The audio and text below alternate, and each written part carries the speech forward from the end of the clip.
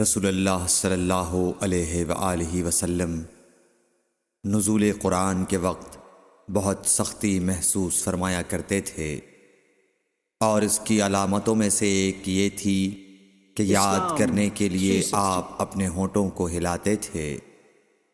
ابن عباس رضی اللہ تعالیٰ عنہ نے کہا، میں اپنے ہونٹوں کو ہلاتا ہوں جس طرح آپ ہلاتے تھے۔ سعید کہتے ہیں، میں بھی اپنے ہونٹ ہلاتا ہوں جس طرح ابن عباس رضی اللہ تعالیٰ عنہ کو میں نے ہلاتے دیکھا۔ پھر انہوں نے اپنے ہونٹ ہلائے۔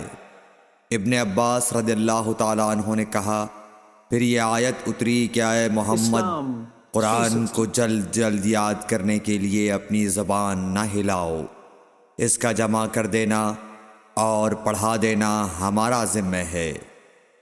حضرت ابن عباس رضی اللہ تعالیٰ عنہ کہتے ہیں، یعنی قرآن آپ صلی اللہ علیہ وآلہ وسلم کے دل میں جمع دینا اور پڑھا دینا ہمارے ذمہ ہے۔ پھر جب ہم پڑھ چکے تو اس پڑھے ہوئے کی اتباع کرو۔ ابن عباس رضی اللہ تعالیٰ عنہ فرماتے ہیں، اس کا مطلب یہ ہے آپ اس کو خاموشی کے ساتھ سنتے رہو، اس کے بعد مطلب سمجھا دینا ہمارے ذمہ ہے۔ پھر یقیناً یہ ہماری ذمہ داری ہے کہ آپ اس کو پڑھو، یعنی اس کو محفوظ کر سکو۔